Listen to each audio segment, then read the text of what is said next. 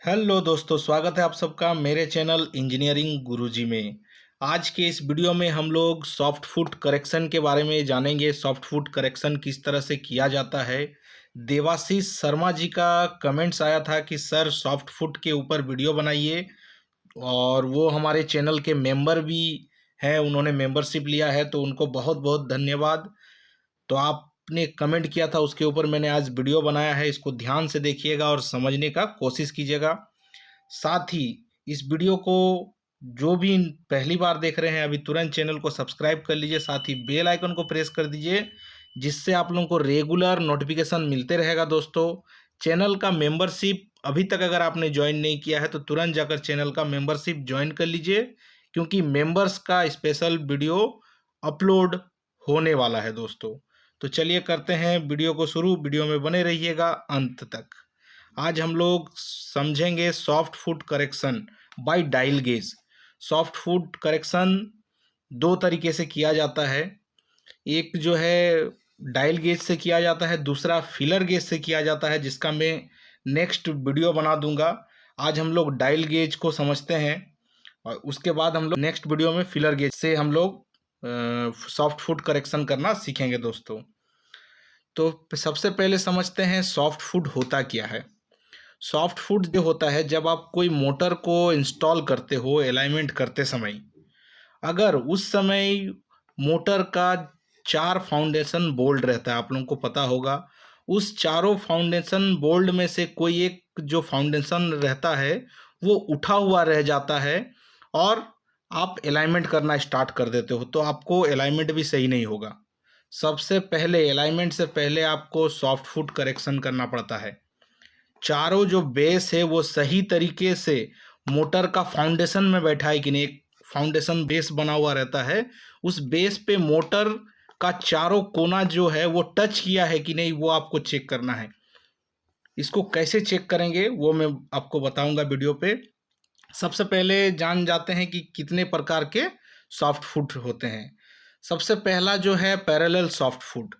Parallel soft foot में क्या होता है, ये जो उसका मोटर का जो बेस होता है आप लोगों को दिख रहा होगा, वो पूरा सीधा ही होता है। बट जब आप बेस बोल्ट को लूज करते हो तब एक गैप बन जाता है। वो गैप नहीं आना चाहिए। जब भी आप मोटर का बेस बोल्ट को लूज करो तो उस पर गैप नहीं आएगा दोस्तों, वो सिंपल सा अपने जगह पर बैठा हुआ रहेगा। अगर उस पर गैप आ जा रहा है, मतलब कि प्रॉब्लम है। किसी एक कोने में टेपर है वो, जिसका वजह से क्या हो रहा है, एक दूसरा वाला कोना जो है वो गैप हो जा रहा है। तो इसको हम लोग को मिलाना पड़ेगा सबसे पहले।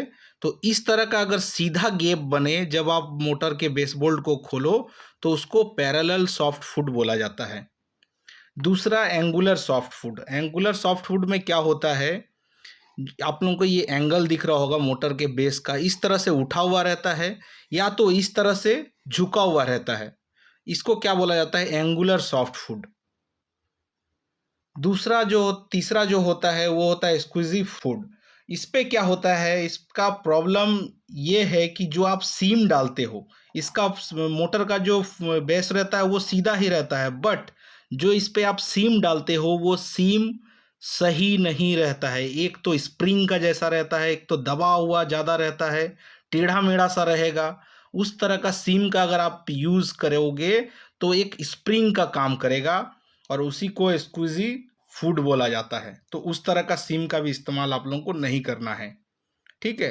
पहला है पैरेलल सॉफ्ट फूड, जिसमें मोटर का जो बेस है वो सीधा रहता है, बट बीच में गैप आ जाता है जब आप मोटर के बोल्ट को लूज करते हो। चारों कोना का मोटर का बोल्ट आपने सोचिए लूज किया, तो किसी एक कोने में या दो कोने में गैप आ रहा है। जब आप सीम फिलर गेज डालोगे या सीम डाल के चेक करोगे तो सीम आसानी से चल जाएगा बिना मोटर को उठाए हुए। मतलब उस पे सॉफ्ट फुट का प्रॉब्लम है। दूसरा एंगुलर सॉफ्ट फुट का प्रॉब्लम होता है, जिस पे एंगल की जैसा बन जाता है। देखिए, एक तो ऊपर की ओर रहेगा या तो नीचे की ओर झुका हुआ रहेगा मोटर का जो बेस है, किसी एक डायरेक्शन से टेढ़ा हो सकता है। तो इसको भी आपको करेक्शन करना पड़ता है दोस्तों।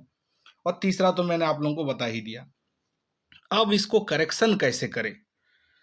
इसको करेक्शन करने से पहले आपको 4-5 चीज़ों का ध्यान रखना पड़ता है। सबसे पहले जो मोटर का बेस है, अगर आप नया मोटर इंस्टॉल कर रहे हो और उस पे पेंट वगैरह लगा हुआ है मोटर के बेस पे, तो उसको क्लीन कर लेना है, अच्छी तरह से साफ़ कर लेना है। उस पे पेंट वगैरह या कुछ भी गंदगी नहीं लगा हुआ होना चाहिए मोटर के बेस पे। दूसरा, जो मोटर का फाउंडेशन होगा, उस फाउंडेशन में भी अगर पेंट वगैरह लगा हुआ है या तो कोई गंदगी वगैरह है, तो उसको आप लोगों को अच्छी तरह से क्लीन करना है। इस चीज़ का आप लोगों को ध्यान देना है। जब भी बेस बन जाए मोटर या पंप जिस पे आप इंस्टॉल करोगे, उसको अच्छी तरह से वाटर लेवल कर कर आपको बैठाना है, टेढ़ा मेढ़ा नहीं बैठा देना है दोस्तों। उससे भी आप लोगों को सॉफ्ट फुट करेक्शन करते समय प्रॉब्लम भी हो सकता है और सॉफ्ट फुट आउट हो जाता है दोस्तों। तो ये जो कुछ पॉइंट्स है, इसको ध्यान देना है। जो मोटर का बेस है उसको अच्छी तरह से क्लीन करना है। अगर पेंट वगैरह लगा हुआ है, नया मोटर है, तो उसका पेंट वगैरह को आप लोगों को क्लीन कर देना होगा एमरी पेपर वगैरह से। दूसरा, अगर फाउंडेशन मोटर का जो मोटर जिस पे इंस्टॉल होगा उस पे भी अगर कुछ गंदगी वगैरह है, तो उसको आप लोगों को क्लीन कर देना है। पेंट वगैरह है तो उसको भी आप लोगों को क्लीन कर देना है। सीम, जो भी आप सीम यूज़ करोगे उस सीम का कंडीशन अच्छा होना चाहिए, टेढ़ा मेढ़ा सीम नहीं होना चाहिए और सीम कटर से आपको कट करना है। इस बात का आपको ध्यान देना है कि सीम कटर से अच्छी तरह से सीम का कटिंग करना है, नहीं तो वो मुड़ सकता है सीम और कहीं पे आपको ज़्यादा और कहीं पे कम हो सकता है। तो सीम का कटिंग भी आपको सही तरीके से करना है दोस्तों। अब समझते हैं हम लोग कि सॉफ्ट फुट का करेक्शन कैसे करेंगे। सॉफ्ट फुट का करेक्शन, ये देखिए मैं यहाँ पे फाउंडेशन बनाया है मोटर का समझने के लिए, यहाँ पे और यहाँ पे। ये जो देख रहे फाउंडेशन, ये सोचिए कि चारों डायरेक्शन में इसी तरह का बेस बना हुआ है। अब सॉफ्ट फुट करेक्शन करने से पहले हम लोग को क्या करना पड़ता है, इस तरह से आप नंबरिंग कर लो 1 2 3 4। मोटर के बेस पे सबसे पहले नंबरिंग कर लो। इससे क्या होगा, आपको कन्फ्यूजन नहीं होगा कि किसका डायमेंशन हम लोगों ने पहले लिया था। उसके बाद सबसे पहले आपको नंबरिंग करने के बाद मोटर को फुल्ली टाइट कर देना है। मोटर के चारों बेस बोल्ट को फुल्ली टाइट कर देना है दोस्तों। टाइट करने के बाद इस पोजीशन में डायल इंडिकेटर को बैठाना है। जो सबसे पहले जिस पे मोटर बैठेगा उस बेस पे डायल इंडिकेटर का जो स्टैंड है उसको आप लोगों को बैठाना है। मैग्नेटिक स्टैंड आता है, उसको मैग्नेट को ऑन कर दीजिए और मोटर जिस पे बैठेगा उस बेस पर उसके डायल इंडिकेटर को सेट कर लीजिए। सेट करने के बाद आपको क्या करना है, इस तरह से डायल इंडिकेटर आता है। इसका देखने का वीडियो भी मेरे चैनल में अवेलेबल है। अगर इसको आपको देखने नहीं आता तो सबसे पहले उस वीडियो को जाकर वॉच कीजिए। अब क्या करना है, इस तरह से मोटर का जो बेस रहेगा जिस पे मोटर बैठेगा उसके डायल इंडिकेटर के स्टैंड को आपको सेट कर देना है। सेट करने के बाद डायल इंडिकेटर में आपको 5 mm का लोड देना है। इस तरह से 5 mm का लोड दे दीजिए। लोड देने के बाद क्या करना है दोस्तों, लोड देने के बाद इस तरह से घुमाकर आपको 0 पे सेट करना है। 0 सेट करने के बाद इस तरह से ऊपर की ओर से डायल इंडिकेटर को लगाना है। ऊपर की ओर से ध्यान दीजिएगा, मैं बार बार बता रहा हूँ, इस तरह से ऊपर की ओर से डायल इंडिकेटर को लगाना है, जो कि आपको इस पिक्चर पे भी दिखता होगा। इस तरह से लगाना है। सबसे पहले जिस पे आप नंबर 1 लिखे हो उस नंबर 1 पे आप लोगों को सबसे पहले डायल इंडिकेटर को सेट करना है। सेट करने के बाद आपको क्या करना है, नंबर 1 का जो बेस बोल्ट है उसको धीरे धीरे धीरे धीरे लूज करना है। जब आप धीरे धीरे लूज करोगे, अगर सॉफ्ट फुट आउट होगा तो क्या होगा, इस तरह से वो मोटर का बेस ऊपर की ओर उठता जाएगा और आपको एक रीडिंग मिलेगा दोस्तों। इस तरह से उठता हुआ जाएगा, जो कि आपको महसूस नहीं होगा बट डायल इंडिकेटर में आपको शो करेगा। इसीलिए डायल इंडिकेटर से किया जाता है, आपको डायल इंडिकेटर शो करेगा कि कितना आउट है। तो सबसे पहले आपको नंबर 1 जो 1 नंबर है उसको आपको इस तरह से डायल इंडिकेटर को सेट करना है और मोटर के बेस बोल्ट को हल्का सा लूज करना है। लूज जब कीजिएगा, जो रीडिंग आएगा उसको आप लोगों को लिख के रख लेना है सबसे पहले 1 नंबर का। ठीक है दोस्तों, तो सोचिए हम लोगों ने सबसे पहले 1 नंबर जो है इस पे हम लोगों ने डायल इंडिकेटर को इस तरह से सेट किया। इसके बेस बोल्ट को फुल्ली टाइट कर दिया। इस तरह से टाइट करने के बाद डायल इंडिकेटर को सेट करना है 5 mm का लोड देकर और 0 पे सेट कर लेना है डायल इंडिकेटर को इस तरह से। और इस बोल्ट को, बेस बोल्ट को, मोटर का जो बेस बोल्ट है इसको हल्का हल्का लूज करना है। जब लूज करोगे, इस तरह से लूज करते हुए जाना है, देखिए यहाँ पे गैप बढ़ता हुआ जा रहा। जब आप लूज करोगे तो इस तरह से आपको एक रीडिंग देगा, ठीक है। अगर आउट रहेगा तो, अगर रीडिंग जो देगा उस रीडिंग को आपको लिख लेना है दोस्तों।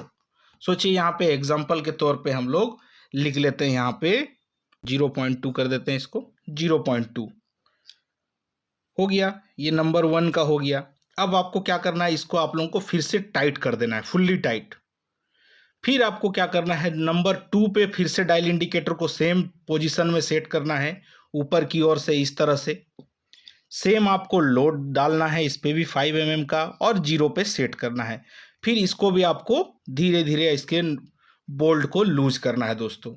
जब इसको आप लूज करोगे तब भी अगर आउट होगा तो आपको कुछ रीडिंग बताएगा, तो जो रीडिंग बताए उसको आप लोगों को लिख लेना है। सोचिए नंबर 2 का जो रीडिंग आया वो आया 0.05।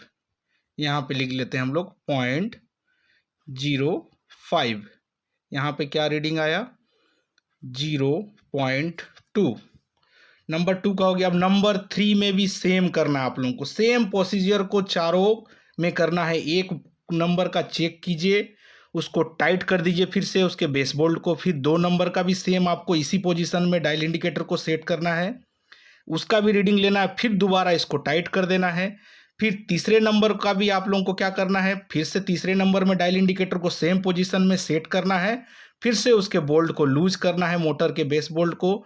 जो रीडिंग आया उसको लिख देना है आप लोगों को। यहाँ पे हम लोग लिख देते हैं 0.3, यहाँ पे लिख देते हैं 0.3। 3 नंबर का भी सेम हो गया। फिर आपके इसके बोल्ट को, मोटर के बेस बोल्ट को फिर से आपको दोबारा टाइट कर देना है। टाइट करने के बाद अब चौथे नंबर पे भी सेम पोजीशन में लगाना है, मोटर के बेस में ऊपर की ओर से डायल इंडिकेटर को लगाना है। फिर से लोड डालना है, लोड डालने के बाद फिर आपको 0 पे सेट करना है। 0 पे सेट करने के बाद दोबारा आपको 4 नंबर के बेस बोल्ट को भी लूज करना है दोस्तों। जब आप चौथे नंबर भी बेस बोल्ट को लूज करोगे तब कुछ एक रीडिंग आएगा, उस रीडिंग को आपको इस तरह से लिखकर रख लेना है। इस तरह से लिखकर उसके रीडिंग को भी रख लेना है। अब ये जो आपको रीडिंग मिलता है, इसी रीडिंग का सीम आपको कट करना पड़ेगा।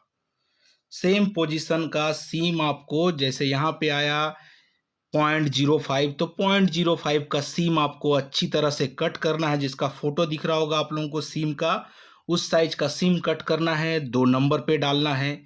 1 नंबर का आपको क्या है, 0.2 का सीम लगेगा, तो 0.2 का सीम कट करना है, 1 नंबर पे डालना है। 3 नंबर पे क्या है, 0.3 का सीम लगेगा, तो 0.3 का सीम कट करना है, 3 नंबर पे लगाना है। चौथे नंबर बेस पे आपको 0.08 का सीम आपको इस पे डालना है। डालने के बाद दोस्तों इसको दोबारा आपको फुल्ली टाइट करना है। टाइट करने के बाद फिर से आपको रीडिंग लेना है सेम प्रोसीजर से। सेम प्रोसीजर से फिर से आपको रीडिंग लेना है। चारों बेस बोल्ट को सीम डालने के बाद टाइट कर दीजिए। फिर 1 नंबर पे इसी पोजीशन में डायल इंडिकेटर को सेट करना है। फिर से आपको 1 नंबर बेस बोल्ट को लूज करके रीडिंग चेक करना है। रीडिंग अगर 0 आ रहा है तो रीडिंग सही है, अगर फिर से कुछ रीडिंग दिखा रहा तो फिर दोबारा आपको सीम डालना पड़ेगा। सेम प्रोसीजर चारों पे आप लोगों को रेगुलर करते जाना है, और ये पहले ही बार में हो जाता है। बहुत रियर केस में दोबारा हम लोग को चेक करना पड़ता है, नहीं तो सिंगल आप डायल इंडिकेटर जब यूज करोगे पहला बार में ही इसका सॉफ्ट फुट करेक्शन सही हो जाता है दोस्तों। तो यही प्रोसीजर है, इसी प्रोसीजर से आप लोगों को सॉफ्ट फुट करेक्शन करना पड़ेगा।